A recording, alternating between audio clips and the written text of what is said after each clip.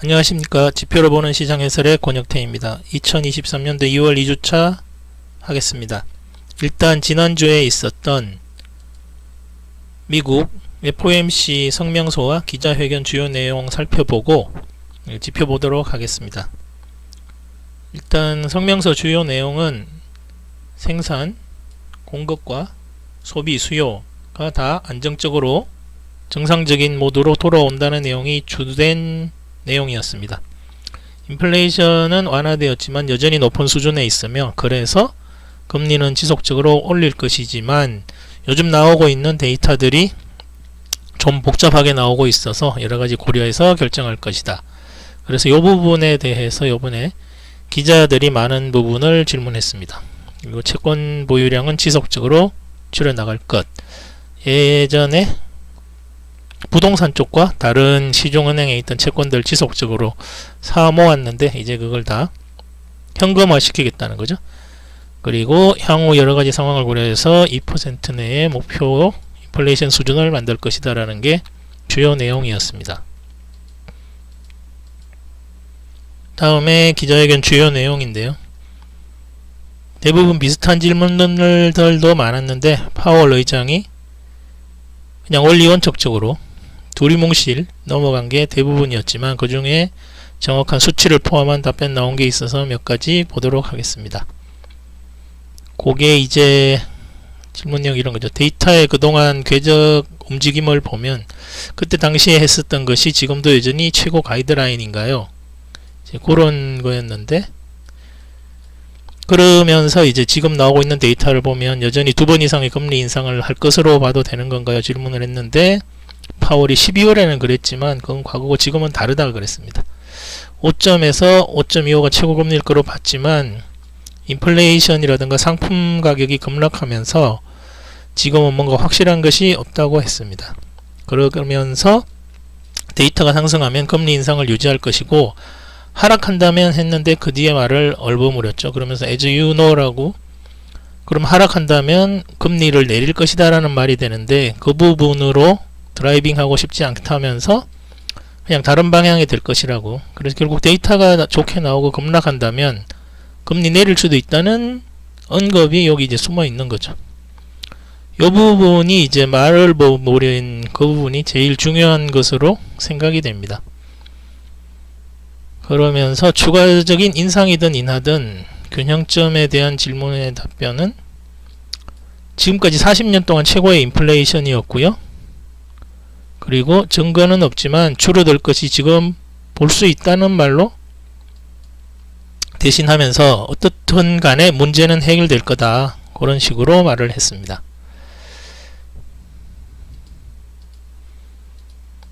다음 질문은 요것인데요. 두 번째.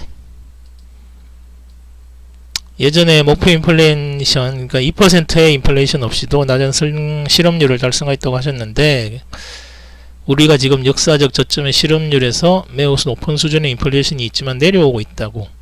내려오고 있는 걸 보고 있는데 왜 금리를 지속적으로 올려야 하는지, 멈춘 후 지켜보다 대응하면 안 되는지, 그렇게 지금 대부분 다들 시장에서 바라고 있는 질문이죠. 그랬더니 인플레이션이 여전히 높기 때문에 그런 식으로 대응할 수는 없다고 말했습니다. 레깅 효과, 실제 데이터에 늦게 반영되는 그 효과를 보고 있긴 하지만 부동산이라든지 뭐 다른 여러 분야를 볼 때 일단은 확실하지 않기 때문에 추가적으로 강력한 0.75나 0.5 정도 수준의 금리 인상을 하면 안 되겠지만 안 할 수는 없다. 그러면서 이 효과가 얼마나 충분한지는 지켜봐야 한다. 그러면서 이게 0.25%만 올린 이유라고 했습니다.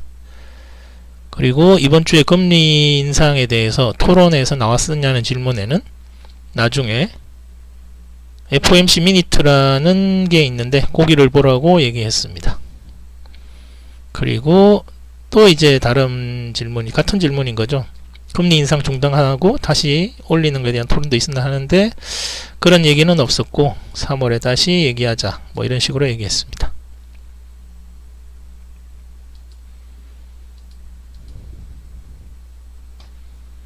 다음으로 이제 금리를 올리고 두 번이나 어느 정도 올릴 건지 얘기했고요. 어느 정도 기준금리를 지금처럼 유지할 거냐고 했는데 금리 인하는 생각하지 않고 이 상태로 1년 정도는 갈 거다라고 보고 있습니다. 물론 데이터가 급락하면 당연히 금리 인하를 하겠죠. 그래서 시장이 이번에 급등한 이유입니다. 나머지는 공중보건이라든가 미국의 부채 한도 문제에 대한 질문이었는데 그거는 의회 일이며 연준은 서포트할 준비가 되어 있다. 뭐 이런 식으로 원리원칙적인 얘기만 하고 넘어갔습니다. 그래서 FOMC 기자회견은 금리는 현 수준에서 크게 벗어나지 않는 한도에서 유지될 것으로 말했고 그게 이번 기자회견의 가장 주요 내용입니다.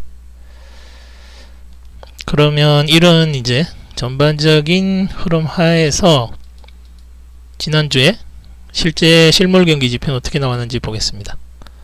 고용비용 지수인데요.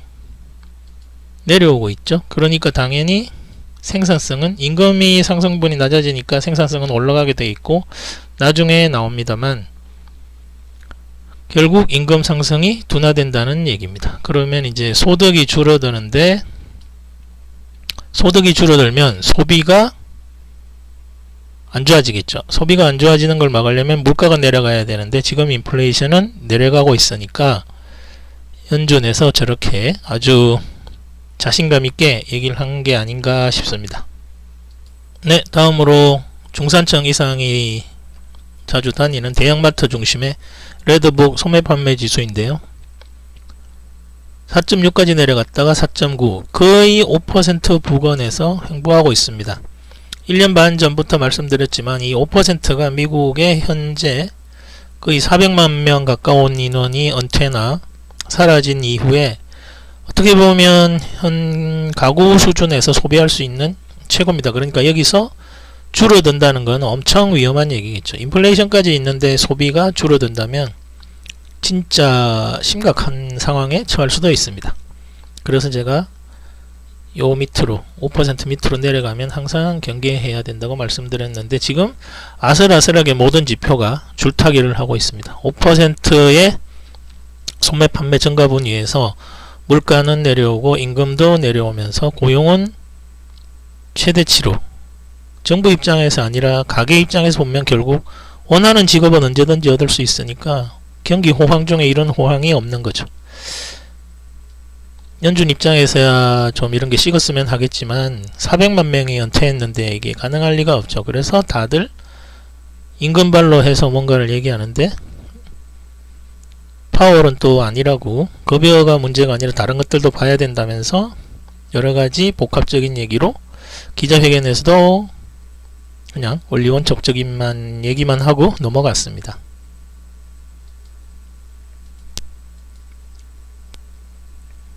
네, 다음으로 주택가격지수인데요. 주택가격지수는 상승률은 하락하고 있지만 지금도 계속 오르고 있다는 얘기죠. 그래서 금리를 내릴 수가 없다는 얘기입니다. 주택가격지수가 이러니까 뭐 부동산 시장도 파월이 이 지표만 보고 얘기한다는 게 딱 나오는 거죠. 30년 담보대출 금리는 지금 그래도 여전히 높은 수준입니다. 부동산 가격이 상승률이 내려왔다는 얘기지 실제 가격이 내려왔다는 얘기는 아니라서 담보대출 금리의 급격한 하락은 기대하기가 어렵습니다.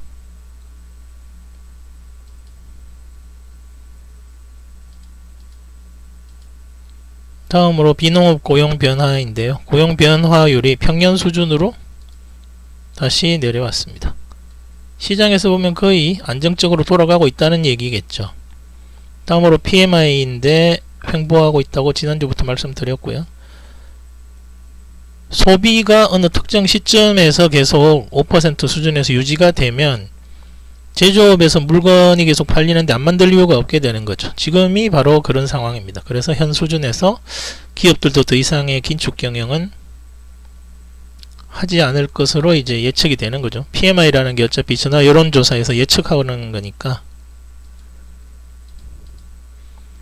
비농업 생산성은 처음에 말씀드린 것처럼 임금 상승분이 하락하니까 당연히 생산성은 올라가겠죠.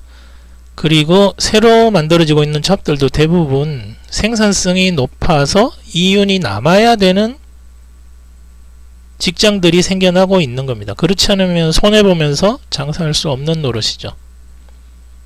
그래서 이런 것들이 미국 경제의 큰 희망이라는 겁니다. 공장 주문을 보면 상승했죠.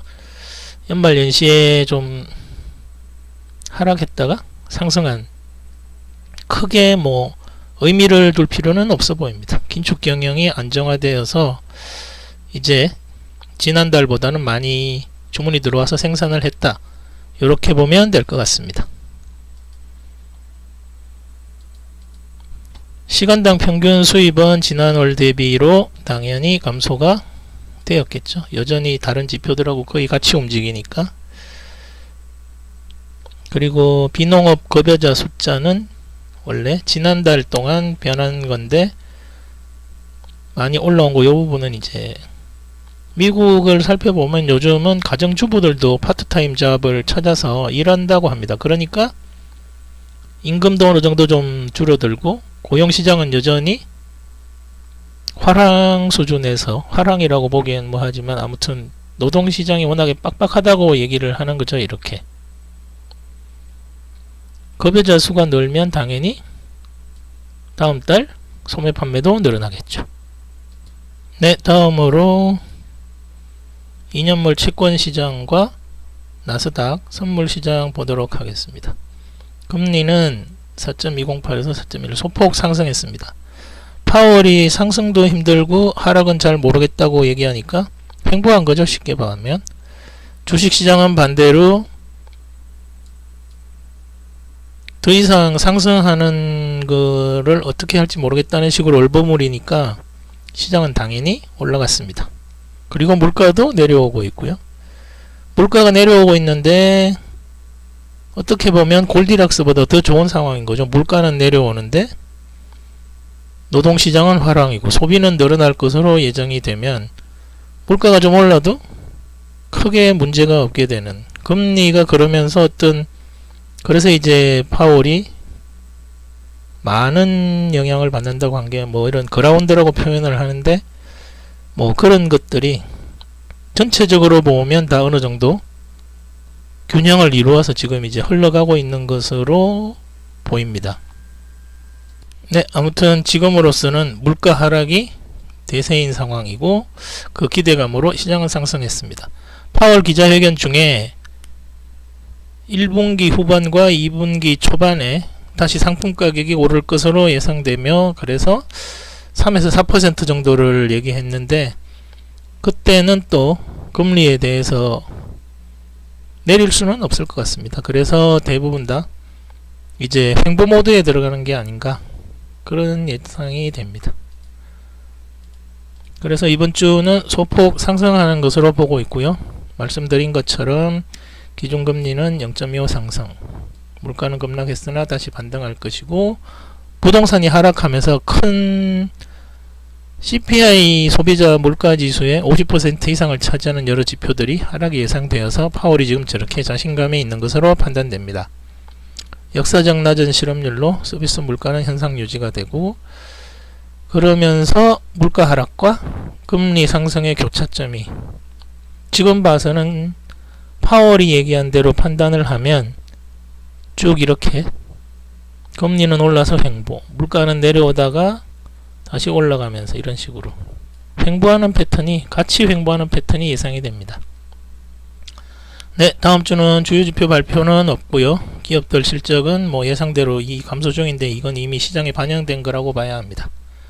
물가 하락은 하반기로 넘어가야지 이게 내려올 것으로 지금 보고 있습니다. 네, 마치겠습니다. 감사합니다.